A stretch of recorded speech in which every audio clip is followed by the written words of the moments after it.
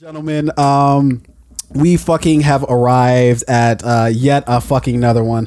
We're here, ladies and gentlemen.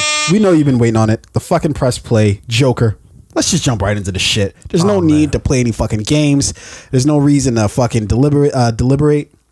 Is that it? Deliberate? Yeah. Believe in yourself. I'm so unsure of myself. Yeah. But yeah, let's talk about this this film here.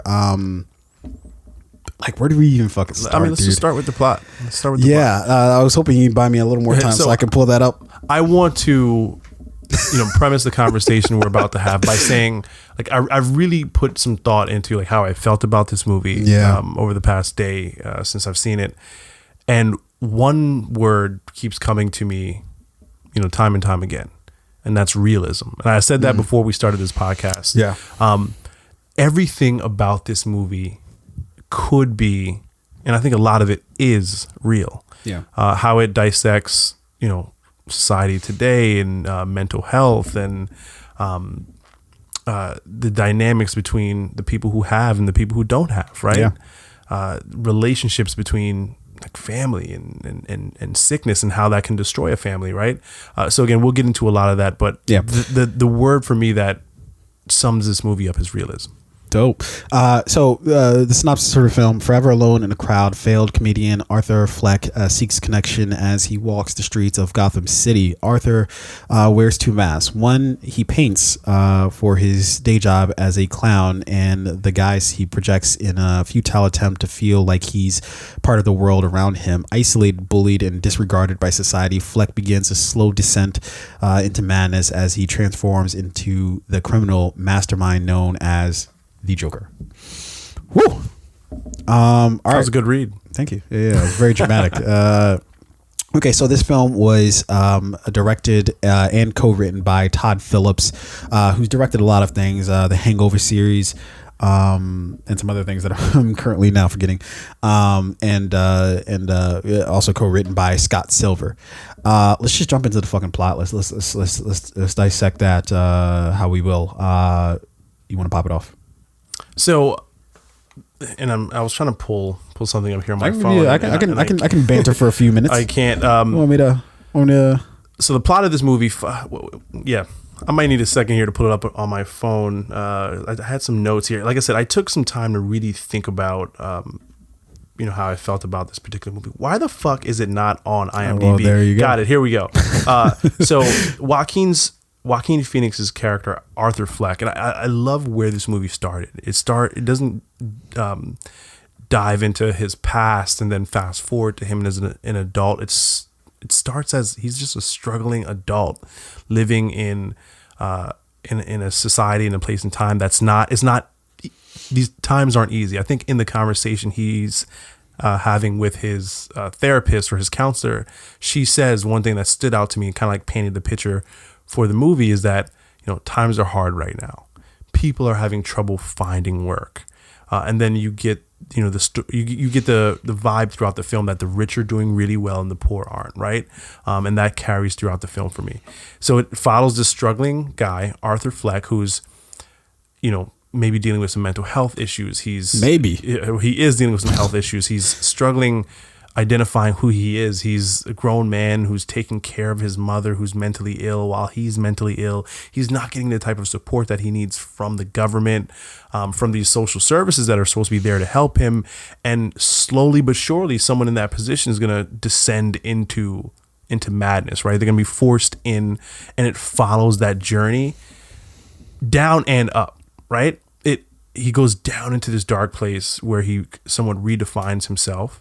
And then you see his ascension out of that dark place as someone else. And unfortunately, that someone else is somewhat of what society has created, right? What the people in the environment around him somewhat created this Joker. I love the perspective that this film tells. Yeah. Some of the things that jumped off the map to me about the film is that, for one, story-wise, in terms of the plot, they differ dramatically from what we know as sort of the classic Joker origin that he falls in a vat of chemicals, and that's how he develops the smile that he develops, and all that nonsense. And I think Todd Phillips as well as Scott Silver, they were basically quoted in saying that like they wanted to stay away from that because that felt sort of artificial to them. That felt not real, just like what you're saying about the realism of the film. That sort of aided it in that, like, if they went that route, we would get a dramatically different story than we get here. But to piggyback off of what you were saying, definitely when it comes to the whole mental illness aspect of it, one note that I do have is so I went to go see this with my girlfriend, and I was afraid definitively that she was going to hate this film, but one thing that she ended up really liking the film. And the reason why is because of its true sort of depiction of mental health, of not necessarily true in a way that everybody who has mental illness is going to start running around and start shooting people. Yeah. But because it was like, okay, you have this dude who's sort of isolated from society. And what happens? Funding gets cut. He no longer has access to the person that he needs to talk to kind of work through his things. But then he also doesn't have access to the medication that he needs. Yeah. And he was taking 7 different medications, and then you just take somebody off of that all at once? Yeah. Fuck. And what did she say to him before? She told him that this is going to be our last time seeing each other. They don't care about you. They don't care about me either. Yep. Right? Exactly. How do you keep moving forward when the person who's supposed to be helping you tells you something like that? Yeah, it's like, well, you're fucked, I'm fucked, right? Yeah. And then another thing I noticed really is this great detail for his descent into madness. There are a lot of movies that are sort of painted like this, like somebody's slow descent into to craziness. But they're so detailed in it, in that like they do very small things. Like, I don't know if you noticed that once he starts kind of losing it for real, he has this uncontrollable laughter, right? Like that he has this card for, and that it's a condition that he laughs at very inappropriate times. But as soon as he starts sort of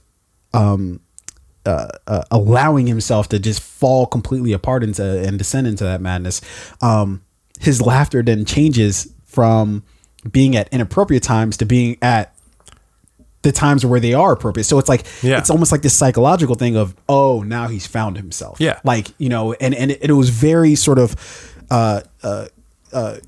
clever how they sort of did that, not necessarily subtly, but, subtly enough where, where you start to see that, oh, he's starting to catch his footing, albeit with insane fucking things, but he's starting to understand who he is or who he wants to be. Yeah.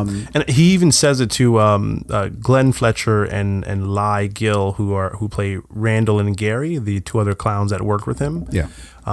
Remember they pay him a visit to check on him, see if he's okay, and he says to them like, "No, like I feel fine actually. I feel great, right?" Yeah. Like you said, he's found his footing, right? Yeah. And now he's, instead of falling, he's now standing on 2 feet.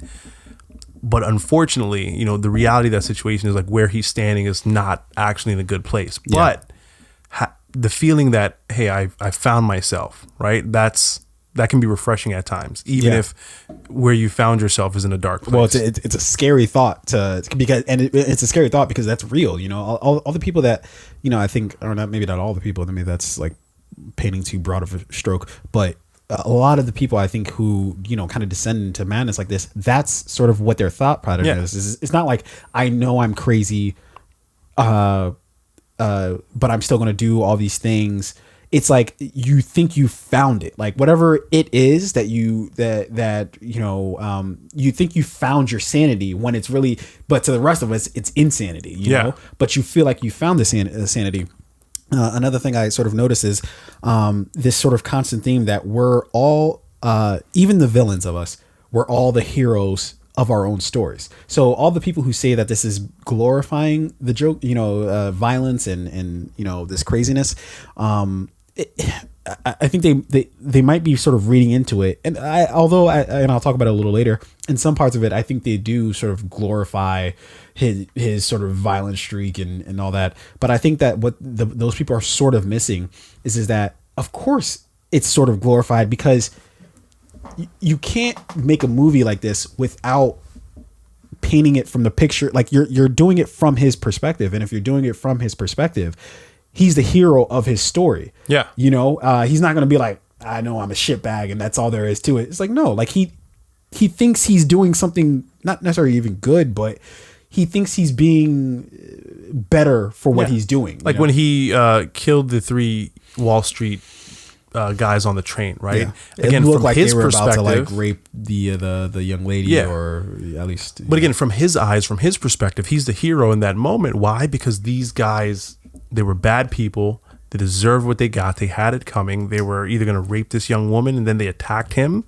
These aren't good people. Yeah. He doing what he did was doing the right thing in his eyes. He's like, they deserve it. Yeah. So that's not glorifying violence. That's just telling a true story from his person's perspective. Yeah. The last thing I'll mention about the plot, this doesn't really even have anything to do, or I guess it has somewhat to do with the plot.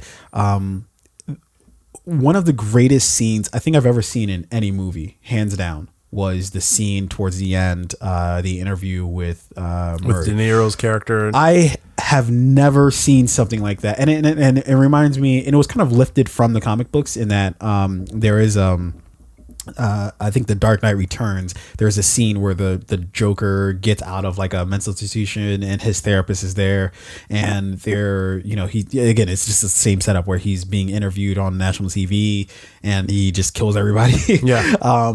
It's sort of that same thing, but the acting in it, the way that they shot it, the dialogue, everything about it was special. Like, was just, I know it's this gruesome thing that happens, but holy shit, was it just a mesmerizing scene where you have this conversation that's descending, you know it's coming, you know he's going to do something insane, but it's just, holy shit, like it still hits you differently than I think, you know, it just was masterfully sort of put together. Again, the way that they shot it, but then also Joaquin Phoenix, as well as Robert De Niro's performance in that scene, both were amazing. And then the cherry on top was that, okay, so he shoots De Niro's, he shoots Murray, right? And then everybody obviously panics and runs. And then what is he genuinely doesn't know what to do. So he does it, and he's like, I think to him, at least this is the way that I'm viewing it, he thinks it's funny. And so he's like, he's about to like laugh and shit, and then he sees everybody panicking. He's like, and then he like doesn't know what to do with himself, and he kind of like straightens up a little bit. He's like, he's like starting to dance, and then he stops, and he's like, all right, I'm just gonna leave. Yeah, like, oh my god, that was such because a fucking memorizing. Even in those moments, like even though he at this point he's killed, he doesn't get it. What he killed the 3 men on the train. He killed his Randall, friend. the clown, and now his mother. Yeah. So this is his like 5th kill, right? Yeah. But he's still unsure of like, I don't really know what I'm doing. Yeah, I'm just doing it. I just know that I'm here. Yeah. Right. And I'm this new person, but I'm still discovering this. Yeah. That's what I felt from my. I got the vibe like he still doesn't know what he's doing yet. Yeah. Okay. Let's move on to the characters here, and the casting for the film was done by Shayna Markowitz. And I'll start this off. I think one of the best castings for this film, and I loved every bit of all the casting for this film, from Mark Maron, Robert De Niro, to who my runner-up is for my MVP is Zazie Beetz. I think that she knocked it the fuck out of the park. I think. And I'll say this to the plot. It was a little predictable what happened with the character, but I didn't mind it. You know, I thought it was predictable, but do you think he killed her? I was asking the same question. I don't know. There was no signs of it, but then I'm like, he's crazy, so probably. Yeah. I did like how they didn't feel a need to have to go back there, right? They just left it. And I don't know if it would have added to the story or not. Yeah. But I don't think he did. But again, they didn't go back, so we don't know. Yeah. I thought she just had a crazy good subtle performance. You know, it wasn't over the top. It was very just kind of like it she did exactly what the role called for, which is be a background character, but a very subtle but important background character. that it was subtle enough that you noticed her, but you didn't really focus on her, which you could say about all the characters in the film outside of Joker himself. But it was just very muted, but also spot on. And so she gets my runner up. Of course, my MVP, Joaquin Phoenix. There's really nothing more I can say that everybody else hasn't said already. Just insanely great performance. His level of detail from the laughter, I know I watched a lot of interviews where he mentioned that he worked on the laughter for the longest time, that it took him a lot of time to perfect, to his body, that he lost a dramatic amount of weight, I think 50 or 60 pounds that he lost for the role, to little things that he added in, like the dance movements. I think that wasn't something that Todd Phillips necessarily called for in the script, but he kind of added in that, but fit like a fucking glove into the film. It was uncomfortable to watch, but it was very much that character. Yeah. Right. Yeah. It's like, to me, I'm watching it like, yo, what is this dude doing? Is he doing? But like, it fits the character so well that you kind of stop questioning it. After the first time you see it, you stop questioning it because you're like, this is just who this character is. Yeah. So I think there's not, and I'm not going to spend a whole lot of time on that, but I think Joaquin Phoenix, and I'm still kind of in the fuck the Oscars sort of mentality, but if he doesn't win an Oscar for this, who else? Who? I mean, who?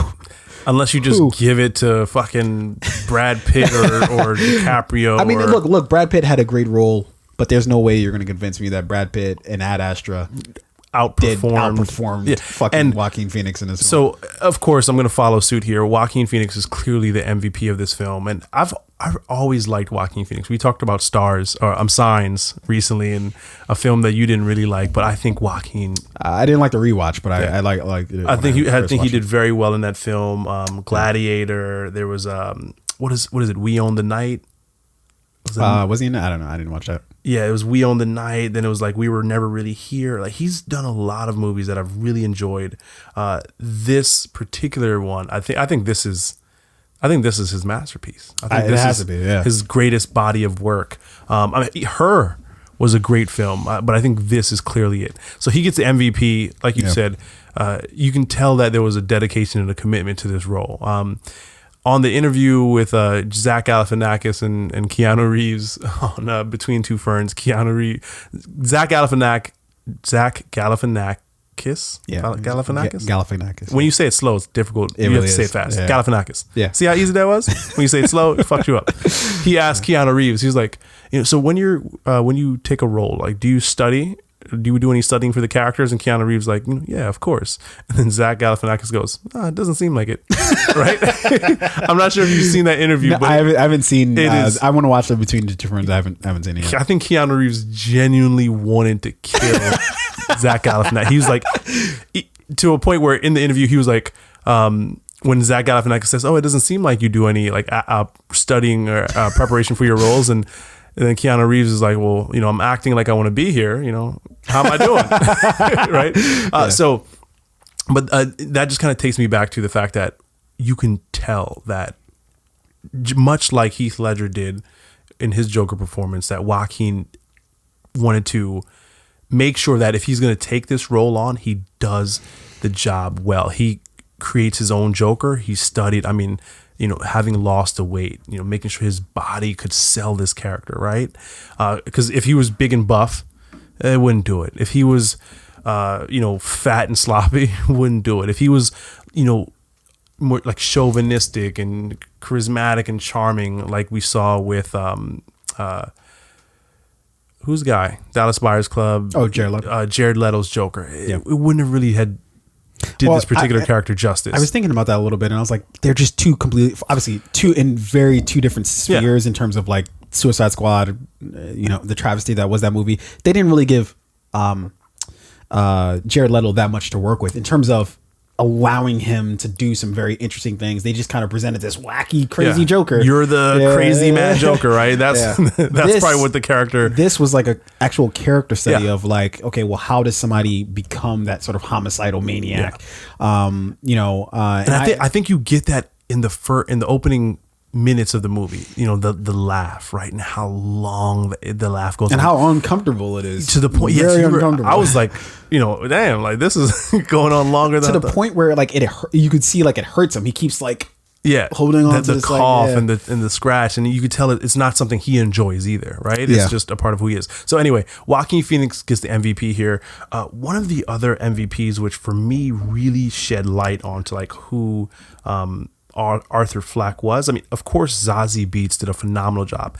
What I love about her performance is that when you do your job so well, people don't know it's been done, right? Yeah.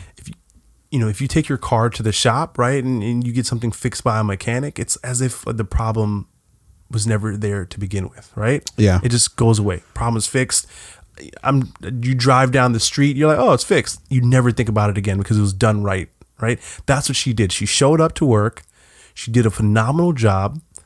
She didn't do anything. She didn't do too much of this, too much of that. She was there, then she wasn't. That, to me, is the mark of a great actor, when they can be so real that you kind of don't remember them. Yeah. Right? And when I say don't remember them, I don't mean that in a bad way at all. I mean, what I mean is she did her job. She played the role so well. Yeah. That's all we needed from her, Yeah. right? So shout out to her. She did a phenomenal job. But Penny Fleck, who's played by Frances Conroy. I think I know where you're going with this. It was particularly the scene where she was in the bathtub, right? Yeah. And he's bathing her. And that in and of itself was very weird. It was very uncomfortable, right? And for this, and she was sick, but she was able-bodied, right? She could have bathed herself. So why does and a bath in that? She could have taken a shower, right? Well, I think that was maybe to highlight the close nature between them. The close nature, the absence of a father in the home, a relationship that's just, it's a weird relationship, right? Yeah, it was a weird relationship, but I think that I'll let you go. Yeah. Why her character? I mean, and she did it. Her performance was phenomenal, right? She That's what I was gonna say myself. I did, out of everybody in the phenomenal film, might be she had a great performance. I think I didn't like it at all. You didn't? Out of everybody in the film, and look, I think everybody actually does do a great job with the film. I think, but her specifically, I was just like, nah. Like and then look, I know her from where I know her from is I used to watch How I Met Your Mother, and she played the role of Barney's mom on Loretta, I believe her name was, on How I Met Your Mother. I thought she was good in that. I thought she was okay in this, but I think everybody else, it's like if you're playing a pickup game of basketball, right? And you got some people out there who just doing some flashy ass shit, just like this guy, one dude hits threes, the other dude's fucking dunking on people, the other dude's just really good at passing. Then you get that one is just like, I mean, he's okay. He's just running up and down the court. He's a hustler, I guess. But see, I think she matched Joaquin in the roles that they in the moments on screen that they shared, in terms of not necessarily playing up her character too much, but really showing the dynamic of their relationship, right? Like their chemistry to me felt very genuine. It was felt genuine. It was very weird, right? Like a mother and a son shouldn't really have a relationship like this, but I understood it at the same time, right? It felt very real, which is why I think her performance really allowed us to better understand him, his background, and she kind of like set him up, right? She wasn't scoring points in the basketball game, right? But she did give him the alley-oop. Okay. Yeah, that's why I really liked her performance. But again, Joaquin Phoenix is just the MVP. Yeah. In terms of who, to me, just didn't fucking show up, didn't really do their job, was, and I do like this actor, Shea Wigham, who plays Detective Burke. I just don't think they gave them enough to do. But it's like, at least sell to me that you're a Gotham City police detective. Well, maybe that's why we have Batman, because we got police officers like that. You know what this felt like to me? It felt like he lost his job, right? when he was assigned to the Toretto, Brian Connor and Toretto. When he was assigned to that case, He lost that job because he was in Furious 7. I think he was in 6 and 7. Okay. He lost that job. He got reassigned to this case in Gotham City. Fucked this one up too. Yeah. Because he shot an innocent person on that train. Yikes. But again, I just didn't like his performance in the, if you're two detectives and like you really think that, hey, this guy might be our killer,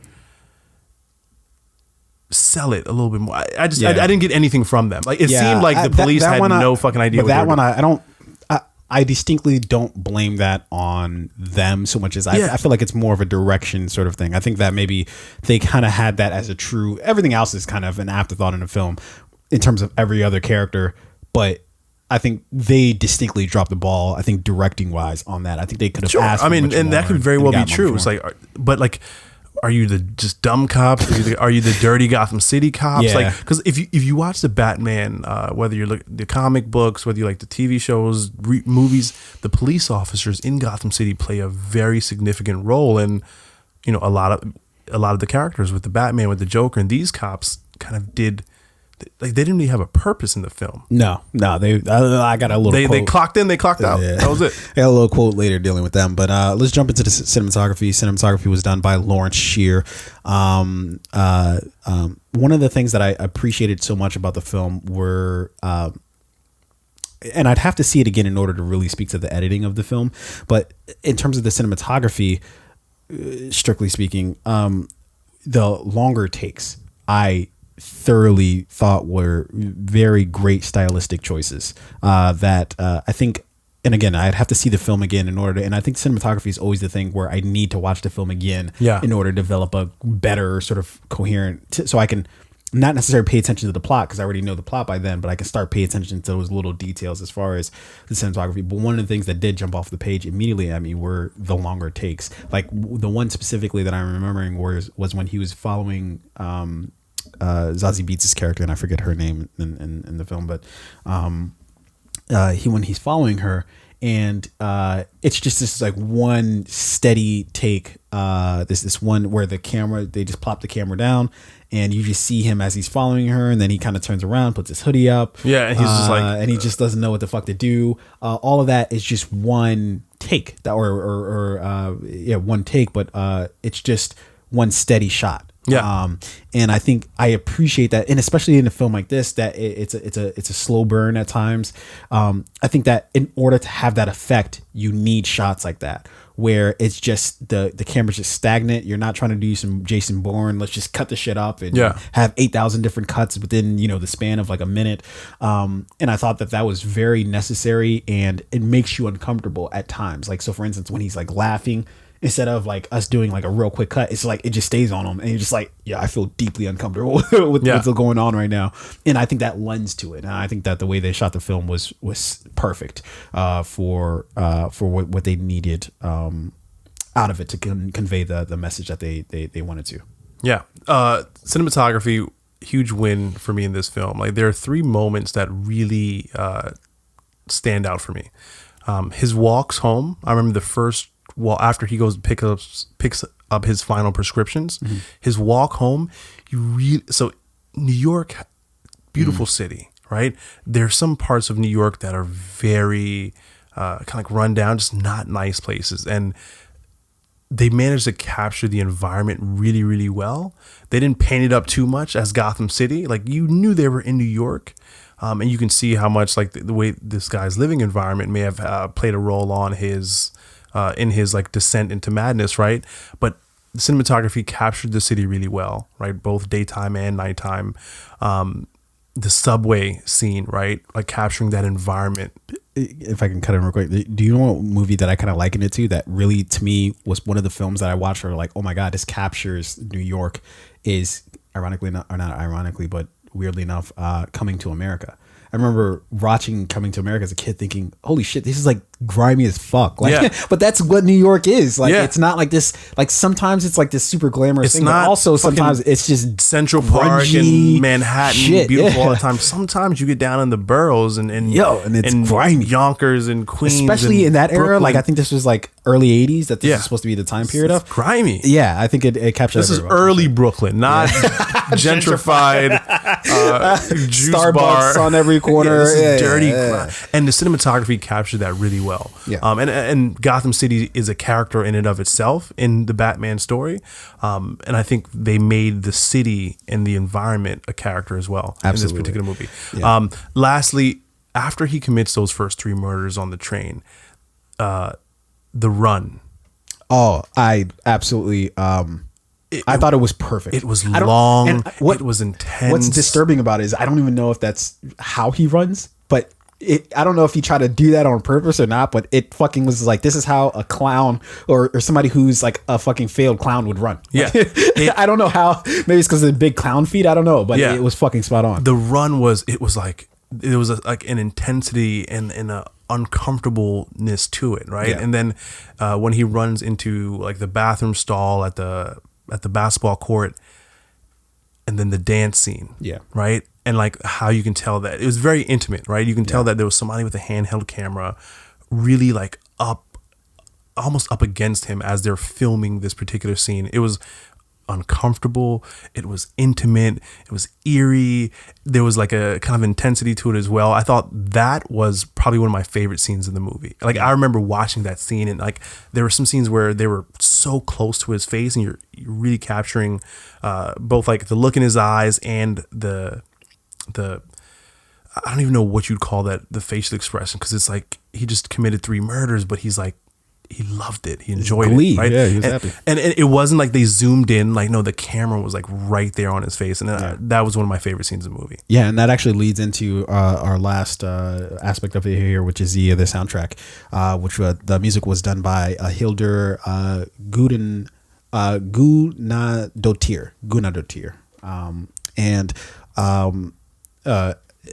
especially during that scene, but then also with a lot of other scenes, the score for the film was immaculate, nothing short of it. Now they did borrow from some other, source material. Like I remember hearing this main theme that they had for him, right, where it's just like dun dun dun dun, and I kept thinking, I know this from somewhere, and I remembered watching Taxi Driver and getting that same vibe, and so I went back and listened to some of the music from Taxi Driver, and sure enough, you hear a lot of those sort of that sort of theme music, and then also it was a little jazzy. You had some jazz elements in there, and I think that fits not only the vibe of the film but the time period. That's sort of around that time period of the films that were actually made during that time period. That's sort of the vibe you would feel from them, was like this, and that's totally Scorsese, right? Like this sort of jazzy, like if you go back and again you watch, I never watched The King of Comedy, although I'm kind of interested to go see it now. But if you watch Taxi Driver, you definitely feel those sort of same vibes. But I think it in so many ways captured the essence of his character, so much to the point where I remember reading about how he was having a hard time grasping the character until he heard Todd Phillips played some of the score for him, and he heard Hildur's score, and then that's when he started developing the dance, and the dance had nothing, like there wasn't anything written in the script about the dance, and then he just is like, this is just what I'm feeling, and then that's when he started. That's when the character started to really develop. Yeah, which is so like, it's just so organic to the film that you're just like, the two are married. You know, and so I thought the soundtrack was great, but not only the score for the film, but then also the soundtrack. They had so much Sinatra in this. They had so many. One of my favorite songs, which is I remember one of the songs from the Lost Boys, When You're Strange, when you're strange, people remember your, that was in the film. They had so much music that I thought was just perfect for the film. They had obviously Scorsese's, at least Sinatra's version of Send in the Clown, which was, very appropriate and fitting for the film.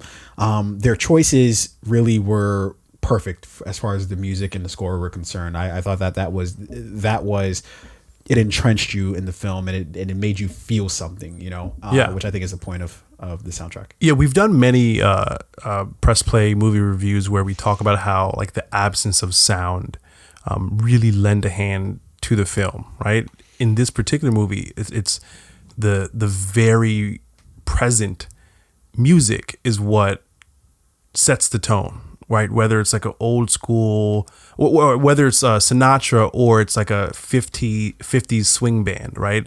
I remember the scene where him and his mother, or I think he's just watching TV and his mother just went to bed, and there's that like old black and white, and there, a swing jazz band is playing, and right. And we got to remember, like in this film, he's like a 30-year-old man, right? Yeah. And this film is set in like the 80s, so he had to have been born in like the mid to late 50s, right? Yeah. So he's of age, so the music kind of has to follow both the time and this place that they're in, as well as reflect the age of the person, right? Yeah. And it does that very well. It sets like an eerie, creepy tone. It makes his dance moves and his mannerisms come to life a little bit more. Yeah. But I also like the scene where he's coming down the steps, right? And you get that more like, you get that current rock. I forget what the song was. Yeah. It's like that. I meant to have it. Oh, let's go. Yeah. I don't know who that band is, but it's like, I forget. It's kind of like, it's that song you hear in every teen, but it has a completely different love movie, context. Right? Yeah. That scene where he's coming down the steps and he's dancing. I mean, there's no way you're not going to be in the movie theater and you're not going to have a huge smile on your face, because it's just like. So weirdly enough, that's like one of my scenes that I'm like, they're kind of glorifying it a little bit. Like, come on, they made him look like a fucking rock star.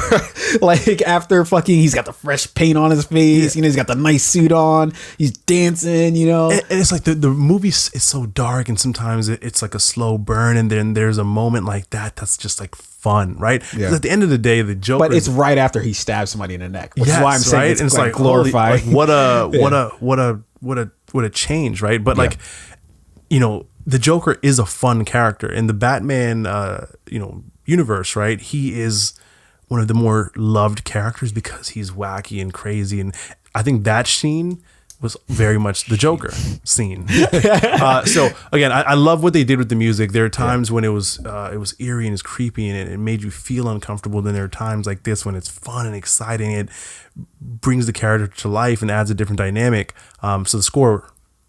Incredible. Amazing. Yeah. All right. So we're at the end here. Let's just do a few extra notes here. My first extra note is, would you believe that this film, at least I guess it's estimated, guess what the budget for this film was? 10 million. No. 10 million for big. Yeah, I don't know. I went really low ball. Yeah, you really did. 150 million. 55. 55. Holy shit. 55 million they did this film. That's At least that's what, according to IMDb, I think. This I wonder what Joaquin Phoenix's contract looks like then. Did he take like usually these low budget movies, the actor may take a percentage of the profit? I'm sure something like that is probably worked into it. And also because he has like 80% of the screen time for the film. Yeah. I'm assuming if he's a smart man, he took a humble salary. Yeah. But hey, I'm going to need 3% of global revenue. Yeah, because this movie's already done what, 250 million worldwide. Has it? Worldwide? Yeah. I don't know what it is worldwide. I know the last numbers I saw was it was like 238 globally. Yeah, domestically, I know it did about 90 some odd million. Yeah, it's definitely pushing 300 million worldwide at this point. It has to be, and it hasn't even opened in China. And nor do I think that there's any realistic chance of that happening. Yeah, I mean, China just banned South Park, right? Just because it's addressing like the riots that are going on in China right now, and I don't think this movie, obviously, the Joker incites riots, right? Yeah. I don't think this movie is gonna. Yeah, be too. Yeah, they're not gonna be like, hey, yeah, let's play that. Also, I thought, wholly speaking, the Thomas Wayne / Bruce Wayne scene at the end where you see the origins of Bruce. We were talking about this a little bit before we started recording, but I thought it was wholly unnecessary. I didn't really need it. It was just, or come at it from a different direction, meaning that like maybe just do like a news story. Like maybe it's like a report that they do that, oh my gosh, Thomas Wayne was murdered and his wife was murdered and all that is left is his son Bruce. I didn't need to see it because we've already seen it 8,000 fucking times. For me, this was tying up loose ends, right? It was like tying the knot. When I saw that scene, like, you know, the madness is going on and people are looting and rioting in the streets and you're like, holy shit, what's going on? And then you see Thomas Wayne leaving the theater with his wife and Bruce, and like that's when I'm like, I was literally in theaters and my mouth was open and I was like, is this it? Like, is this like how it happened? And then you see them go down that back alley and you see the gunman follow them, and it happened just like you saw in, I believe it was Batman Begins. Batman Begins, sure. Just like you saw in Batman Begins. That's literally the same way they showed in every fucking movie. The gunshot, the snatching of the pearls, you know, the look on his face. And then for me, it all made sense. I was like, holy shit, that's how it happened. Like, that is how the Joker and Batman are forever intertwined together. Yeah. And then just a couple other things. The cops, they failed us in not only one way, but failed us in multiple ways in this film. They failed us in a way that, all right, so you have the Joker who just killed somebody on national TV, right? You got him in your cop car. You're driving. There's riots. Why is there only one cop car? Yeah. You would think there would be the fucking ambulance ran into it, and that was it. And they had enough time to pull him out of the car, put him on the hood, and then do a little dance. Stitched up some of his wounds. Yeah, he did his taxes. You know, like, and the reason why I was so disappointed in the performance of the police officers is because they play a significant role in both Gotham City, the relationship between the police and Batman, the police and the criminals throughout Gotham. So I really wanted them to have a bigger presence in this movie. That didn't come through. Yeah, it was just that was a weird part for me. And then another thing, a small thing is like there's so many fucking things you can dissect about this movie, but one of the things that sort of stood out to me was the reason why the violence in this movie feels different, why I think people are kind of justified in saying it's a little brutal.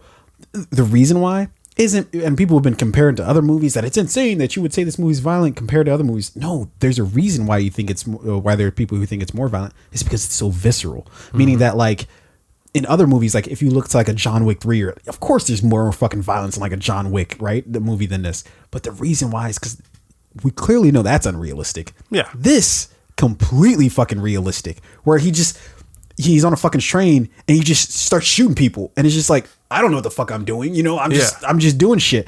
And it's so real. There was like an intensity to it too. And there's like, an intensity, and there's a realism to it in that it happens, and it's not like the camera cuts or like it was like done. It's like he does it and he doesn't really, he doesn't really understand what he's doing at the time that he's doing it, but he does it anyways. That's what makes it so much fucking realer, you know? And at the same time, he's justified too, right? But here's the thing though. I think that they purposely did that. That's why it all feels justified, right? Because he, like, so for the dudes, right, it's because they're hassling the woman and they might end up raping her, or, you know, that's the vibes we were sort of getting, and they start hassling him, start beating him up.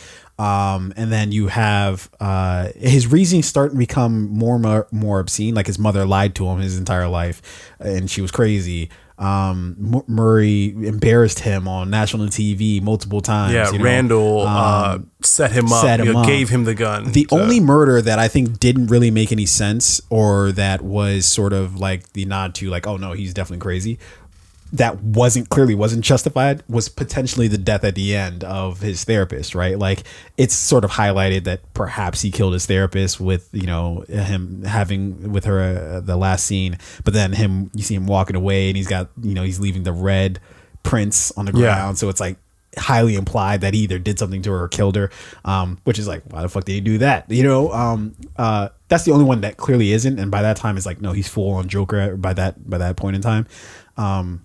But everything else I feel like was justified in a way, in some sort of weird way. And then the last thing I'll say is that there's a difference between this descent into madness and then other descents into madness. Like I remember watching, I recently went back and watched American Psycho, just on its own. I just, for something reminded me of the movie, and I was like, let me watch this movie all the way through, because I actually don't think I've seen it in bits and pieces, but I never actually sat through the entire movie. There's a dramatic difference between something like this where you get it. Like, I understand why he's crazy. In American Psycho, he's just crazy for the sake of being crazy. Yeah. And there's a lot of themes there to parse apart in American Psycho. But with this, it's a linear story where you get, it's just as crazy as American Psycho in a lot of ways, but more coherent. And I think it's one of the best movies to ever do that, at least that I've seen. And again, like in my last note here, again, it goes back to realism, right? Imagine living in a situation like this where you do have a mental illness, right? And you're going to see a therapist who clearly doesn't give a fuck, right? Who, as he said, like, she doesn't listen to him. She's just doing her job. She's just signing the paper at the end of every session. She doesn't care. The system doesn't care. The government doesn't care. They cut funding for the department. So it's like, what is he supposed to do now, right? Yeah. He's living in a shitty environment with an unfit mother. The kids, he's a fucking clown on the side of the road trying to make people laugh. The kids steal his sign, beat him up, and there he is on the train. He sees this woman getting harassed, right, by these three guys, and then they turn and they start to harass him for the second time in like 3 days. He's getting his ass kicked again for doing nothing. So when he killed those first three guys, like, it was to me, I was shocked. I was, oh shit, like, this is okay, we're here now. And the reason why I say it was justified is because, like, there were a lot of things that happened along the way to get him there.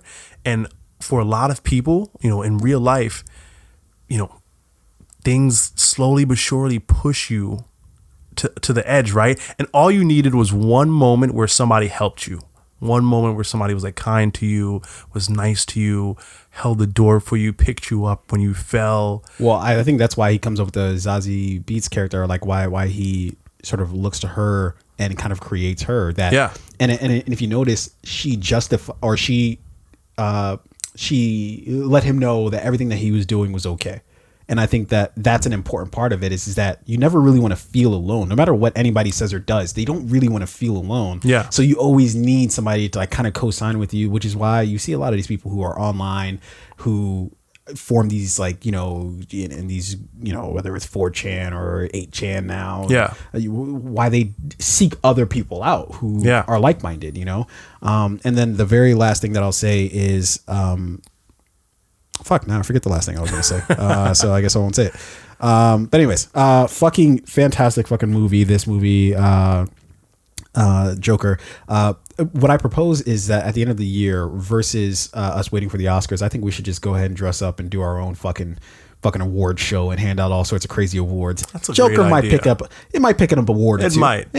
I'm gonna have to knock out a lot of movies this year to give an honest assessment. Yeah. Well, I got a list. I got to run a list. Yeah. So I'll, and I mean, that's why we're here, right? That's why we're doing this podcast, is to, give real honest feedback and actually do the work of actually seeing these films and critiquing it at a high level. So, damn, end of the year might just be fun. Yeah, it'll be fucking dope. But either way, we've arrived at the end of this press play. We press play on the Joker. Certainly hope you already did. If you didn't, then whoops. Sorry about this whole podcast. But assuming that you did, let us know what the fuck you think. We don't just want to flap our gums about this. We want to hear from you guys. Let us know what the fuck you thought about Joker, what direction you thought it came from, what themes you thought it dealt with, and how you liked it. Yeah, let us know what you're hearing too. There's been a lot of really interesting critiques about this film. So if you heard an interesting perspective or angle, that's the thing that I was going to. My one critique about it is that they didn't. The Joker is a criminal mastermind, and they never really kind of even allude to that. Like, he's just kind of killing random people, but he's never really like a criminal. A criminal in a sense of like he's like masterminding anything. Yeah, this is the beginning of that, though, right? So I think, but I feel like you should give us a bone, something like that shows that he's like plotting, Or, well, I think Joaquin Phoenix did that outside of the film. Like, he recently in an interview said that like they asked him if there was going to be a sequel, and he was like, the story to tell from here is limitless. Yeah, right. Like, you can go anywhere from where they left this movie off, and they left it in a great place. I don't want a sequel. Don't give me a sequel. No, and that's exactly what I said to like my team that I was talking to earlier today. Like, this movie was so good that I think a sequel is going to muddy the water. Absolutely. Right? So just leave it alone. But again, phenomenal film. We'd love to hear what you thought about it. We'd love to hear some of the critiques that you're hearing and what your opinions are on those opinions. Except for if your opinion is like Martin Scorsese, then fuck that. It's not cinema. But yeah, have we arrived at the end? Yo, we're there.